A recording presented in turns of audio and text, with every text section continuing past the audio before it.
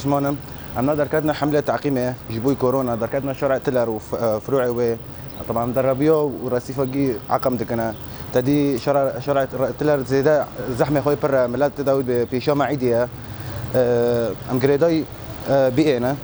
جنا بيئنا ام نوت تعقيم دكنا عيدة رمضان بحمي رجع بيروز دكم